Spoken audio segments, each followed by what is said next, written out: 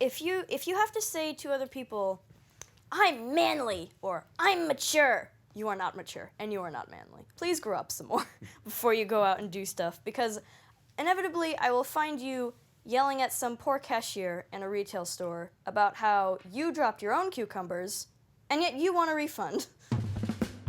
Who are you? And where are you going? What do you want? Together we'll find the ideal path on the Way to Wow Show with your host, Kevin Bennell. When is a child ready to leave home? I know in my case, the answer was as soon as I could. And by 17, I was out of the house living with two friends finishing up high school. My daughter and I have started this conversation, and it was interesting, in fact so interesting that we decided to share part of it with you in this episode of the Way to Wow Show. But before we do that, we're going to make a cocktail with Madison. So what do you have planned for us this time? Well, I have a cocktail called Too Close for Comfort. I think that speaks for itself and is, you know. Yeah, sometimes families are too close for comfort. Absolutely. So I'm gonna get started with you a little bit today. Okay, great. So it's actually gonna be served in a martini glass with a little bit of a lemon twist. It's going to be chilled. Okay. Just so you know. So I'm gonna get started. So of course what we need first is ice. Okay, there you go. Absolutely. All right. We got our nice hammered copper shaker there for you. I love it. I think it's gorgeous. Yes. It's nice to have a nice cocktail, but it's even nicer when it comes from beautiful cocktail making implements. Oh, yes. I totally agree. So of course with the recipe, because I'm making 2 drinks, I'm gonna go ahead and kind of mess with the ingredients a little bit. Okay. So we're going to do 3 of bourbon. And originally when I, was making this, I was using vodka. I think with something southern and like a little bit of comfort in there, you kind of want to use a little bit of bourbon, I think. Oh, okay. I think that just makes it a little better. Well, my wife is a Southern belle, so this is, and so, by extension, my daughter has a little bit of South in her. Yeah, so I put 2 ounces of the bourbon and then 2 ounces of the Southern Comfort. Okay. And then we're gonna do 2 ounces of lemon juice is what I just put in, and then an ounce of a lovely simple syrup to kind of give it a little bit of sweetness. Okay. And of course, as always, the recipe for the cocktail will be in the show notes. So for anybody who wants to make this themselves, just look below where you're viewing right now. Yeah, so of course we're gonna shake it a little bit. We're gonna make sure it's shaken pretty well here. And with the shake, I like to do like a 1-2. Just so you know. Kind of like a 1-2 cha-cha-cha. 1-2 cha-cha-cha. There you go. I mean, you don't want to see me do the cha-cha. I don't want to dance break with the it. camera. Yeah. But the rhythm sounds right. I highly doubt that I've seen you move. And so also, when you get a little frozen here, if you want to give it like a slap and then a little twist, it should come right off. And you kind of want, make sure we get a little bit of this fizziness. You kind of want a little bit of that fizziness in there, just so you all know. Camera's gonna move in. He's gonna. Oh yeah, of course. Thank you. Sorry. See that? Okay, yeah, there you go. Exactly. Kind of a little bit of a foam to it. I love cocktails that use a little bit of egg white. I think it just makes it look just so pretty. Yep. Yeah. We're gonna pour a little bit. Yeah, you'll get the second one because my daughter does not like such things. Of course. And then we'll share the rest with the Absolutely. team here. And there's plenty to spare here. So. Okay, and we're gonna garnish it up with a little lemon there. Yes, exactly. That's what we're gonna do. Almost forgot about that. Never forget about your twist. All right, I love your peeler. God, it's so smooth. Make sure you get a nice peeler, like so. Because it's just, try to use mine at home and good Lord, it's just horrible. All right, and one more.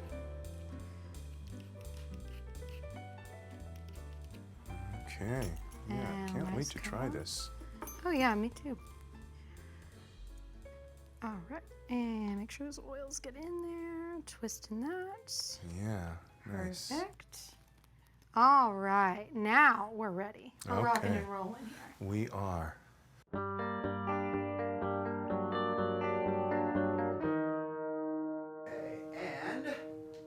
action.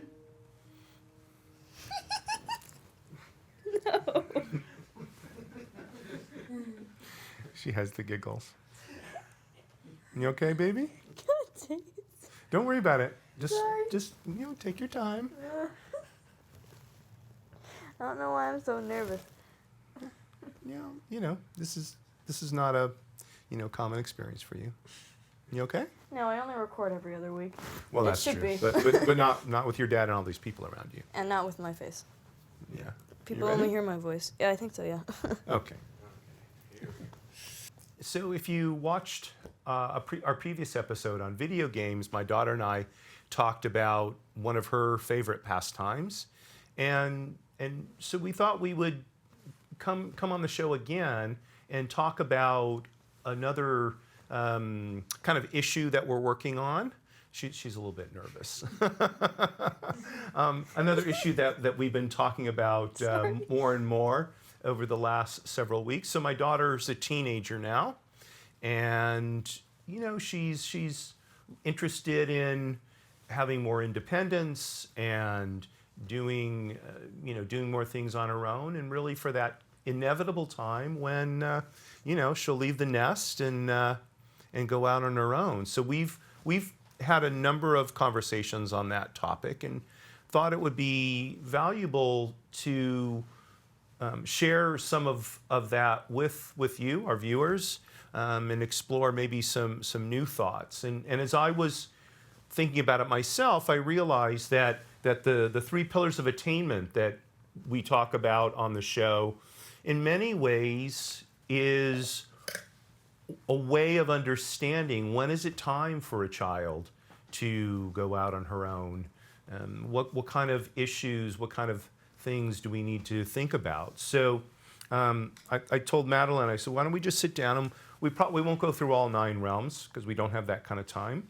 But let's talk about at least a few of them, and I want to get your thoughts. I'll give you mine, and so what I thought we'd do we'd start out with health, right? Because we talk about that fairly often in this family. Mommy and I are both working to get healthier and that kind of stuff. And so when you think of health, what kind of things come to mind about living a healthy life, a physically healthy life? I mean, good hygiene, eating healthily. Healthily? That's not right, a word. yeah. That is a word. It Okay. is. Yeah, eating healthily, good hygiene. Having fun, because fun is nice and it makes you happy. But that's more mental, but it's also physical, whatever. Good hygiene, eating healthily, having fun with stuff.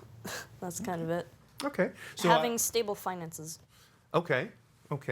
So I would say for sure good hygiene, eating well, eating good food. I would also add into the 2 more things, and that would be sleep and exercise. Yeah, 2 things I don't have. Okay, well, so when I think about physical health as opposed to, for example, financial health, I think about sleep, diet, and exercise. Yeah. So how do you think you're doing on diet? I'm a kid, for one thing. Kids like sugar. I try not to eat sugar 24/7, but that kind of fails sometimes. So I would say about like 50-50. 50-50 is like 50% sugar, and then the other 50% is like things I consider healthy foods that are in actuality just not candy and cake. Like pizza. Oh, pizza. Okay. The healthy side, yeah. Healthy stuff. So you're going to find is like when I was in college, we considered beer healthy because beer comes from grain, right? And it's hops, which is also kind of grainish and that kind of thing. Hops? But hops is a plant that is used to flavor beer. Oh. So what kind of foods besides pizza would you say make up a healthy diet? Vegetables, fruit, carbs, even though everybody thinks they're evil. Don't quote me on that. I did not say that. Okay. That's what I've heard from friends that tell me stories because they spend too much time reading dumb things on the internet. Anyway, so fruits, vegetables, carbs, protein in general, like bread. Bread is carbs. Right. Yeah. Okay. Right. So that's it. Fruits, vegetables, protein, some carbohydrates, right? Yeah. So Potassium. yeah, vitamins and minerals, right? And you want to have a balanced diet. So that's health. And then you mentioned play. We actually talked about that. When we talked about your video games. So seems like you've got things to do that constitute play, something that you enjoy. Recreation, I guess. Yeah. They're synonyms, but recreation seems to mean like just enjoyment of a fun activity, not play. I mean, yeah, video games, drawing, knitting, which is something I'm trying to learn how to do. Baking, and just researching stuff that I find interesting are all recreational activities for me. Okay. So finances. Should we talk about finances, or is it a little bit premature at your age to be? I mean, we can try, I suppose. I mean, are you ready to go to work? Because I know, I've Mommy would been like to working. retire. So if I can get you to go to work, see, Mommy can retire. I can't. I'm not old enough. Well, not I 16 was, I was working on getting you a job at a place I think you would like. It'd be a part-time job. Ooh, that sounds fun. Maybe over the summer, it'd be something for you to do, maybe a few hours a week. You'd be interested in that? Start learning what it takes to be, in the job world, just a little bit. Okay, please remember this for afterwards, because I want to ask you about it. Okay, I just want to make sure it's not one place. No, I'm pretty sure you'll like the place that I'm talking about. But since I found you the job, I want 10%. No. No? Just because I do your laundry doesn't mean that you ask for 10% there. But I paid you to do my laundry. And I don't take 10% from what I pay you for the laundry, even though I give you that job too, right? I'm reimbursing you for the $200 you spent on my monitor, though. Wow. So you're getting that money back. I'm not earning any money this month. But you got yourself a fancy monitor. Yeah, I'm grateful for that. Okay. All right. So I think enough negotiations over the money, right? Okay. Why don't we look at something in one of the other pillars? How about if we look at something in the mental pillar? Sure. So another one that I think you have down well is learning, not so much school. Oh, okay, that makes sense. Yeah, right? But it seems to me you like to learn stuff. I like to learn stuff that's interesting to me, and that contains, stuff like things about characters and stories. So, yeah. So would you consider yourself intellectually curious? Depends on what the word intellectual means in this context. Curious about, just curious about obtaining knowledge. Yes.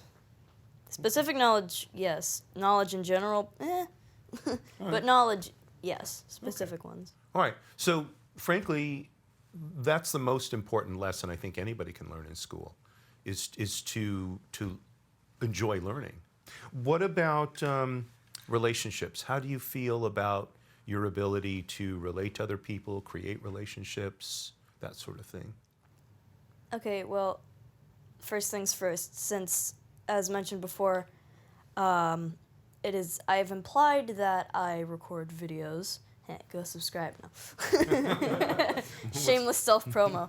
No. What's the name of your channel? I'm the Butterscotch Kid. Go subscribe. I do Splatoon stuff. You'll find out what that is. It's that thing.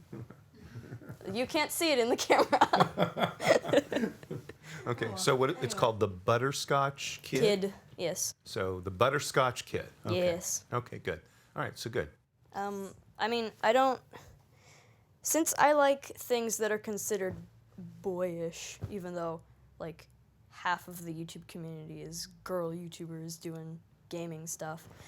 So all of the kids in my school talk about boys, makeup, rings, trends, and similar stuff. Mm-hmm. And me, I don't relate to any of that, so I don't have any friends. Is that really true? I thought you had friends at school. I have acquaintances that hang around me when they don't have anyone else to hang around with. What do you think? I mean, do you think having relationships is important? I mean, considering I've experienced both having them and not having them, yes. Definitely so. But you have to make sure you're fitting in. No, you have to make sure you find the right people so that you fit in because that's English. Like, for instance, if you like, I don't know, rock climbing, and you make friends with girls that are afraid to chip their claw-like nails on a pebble in the street, don't be friends with those people, because you aren't going to have any fun. You know what? Sage advice. So again, it seems to me you're headed in the right direction, right? You want to have, your close relationships are probably going to be with people that you share common interests and that sort of thing. Yeah? Yeah, all right. So you'll continue to work on that. You think? Okay. It's going to be very difficult.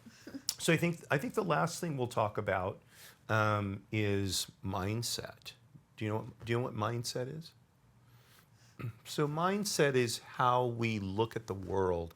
A lot of it is our inner dialogue, right? What we say to ourselves about ourselves. So our mindset can help us. Oh, it's my watch. Oh. Somebody's sending me a message. I don't know how to turn off the notification, pinging in my watch. So the things that we tell ourselves about what happened to us during our day can have a big impact on how well we do. So if we make a mistake or we plan to do something and it doesn't work out right and we fail, we can tell ourselves lots of different things. We can say, oh, I'm a failure. Or worse, I'm a bad person because I couldn't do this. Or we can say to ourselves, all right, this didn't work the way I thought it would, but maybe if I try something else, it'll work out better. So the first mindset, I'm a failure, I'll never be able to do anything, we call that a fixed mindset. The second mindset, where we say, maybe I can try something different, I'll do something in a different way, that's called a growth mindset, because we're looking to continually learn, to continually work to get closer to our goals. And I would say that for success in life in general, for finding our way to wow, right, the name of the show, having a growth mindset may be the most important thing we can do. Because with a growth mindset, we can never be defeated. There's always another way we can approach it, right? And I know sometimes you're pretty tough on yourself, huh? I mean,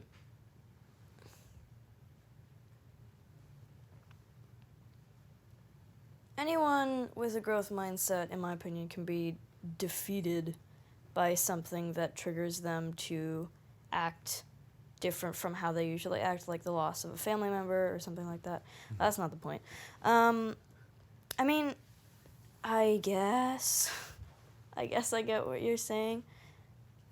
But, I mean, I consider myself a semi-fixed mindset, and yet I'm growing, as far as I can tell. I may be fixed to the concrete, but I don't know, because I'm me and I can't see myself, can I? Right. Any final thoughts to share with the folks? I mean, we're talking about, like, identity in terms of knowing whether you're ready to go out on your own, right? Well, I think this identity is broader than that. It's understanding who you are, all the different aspects of yourself as a person. So maturity level would be one aspect of identity, but I think there's lots of aspects to identity, right? You take me, right? I'm a husband, I'm a father, I'm a talk show host, I'm a friend. I mean, in terms of judging your identity as a factor of whether you're mature enough to do stuff on your own, if you have to say to other people, I'm manly, or I'm mature, you are not mature, and you are not manly. Please grow up some more before you go out and do stuff, because inevitably I will find you yelling at some poor cashier in a retail store about how you dropped your own cucumbers, and yet you want a refund on those cucumbers, even though you didn't even buy them. Well, Yeah, yeah. So I think one of the hardest things for us to know is our own maturity level. But I agree with you. If someone says to me, "Oh, I'm very honest," I hold on to my wallet, right? Self-proclamation is probably not self-actualization. I think it's good of you to recognize that. That'll help you out through life, to be a little bit skeptical of people who tell you what they are, rather than just live their lives and show you who they are. I mean, yeah. Yeah? And I don't know that Uncle Rick has ever told me what or who he is about anything, but having known him for the better part of a half century. I like how you point at him even though no one can see him. I know. Uncle Rick, the ghostly floating figure in the corner of our living room. Right? But he doesn't have to. He demonstrates through his behavior to me, for, like I said, for half a century. And I think that's far more important than anything he could ever have told me about himself. So, anything else you want to talk about? I mean, no. No? Not really. Okay. Well, good. So I think, we'll continue this conversation. And hopefully people watching this got something of value out of it, some food for thought, And then maybe, think about what we talked about, and we'll pick up the conversation down the road, okay? Okay. Got a hug for your old dad? Sure. So I'm tempted to mention a little story about my father. It's sort of like the old Woody Allen joke, my father was such an insignificant man. His hearse followed the other cars, on the way to the cemetery. From how I looked at it, and this is probably a terrible thing for a son to say, I never thought of my father as being particularly successful.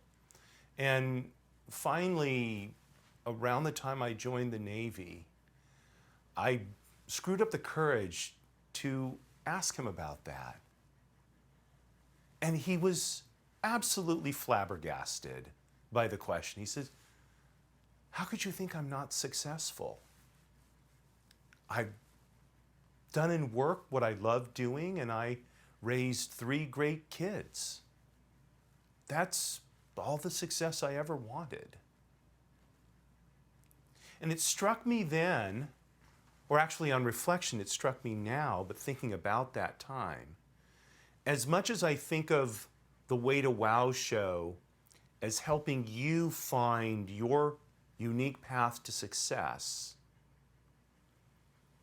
it's maybe even more important that we think about it as a place to find the ideas where we can help our children find their way to success. So the conversation I had with my daughter may be the most important show that I've done so far. I'll admit, my wife and I are a little bit scared about this whole process of her growing up and leaving the nest. I presume my parents were afraid of it too, although I don't know, maybe my dad would go on. And so that's why, as much for myself as for all of you, I remind us, courage at all times, my friends. And Marie, you are still my belle.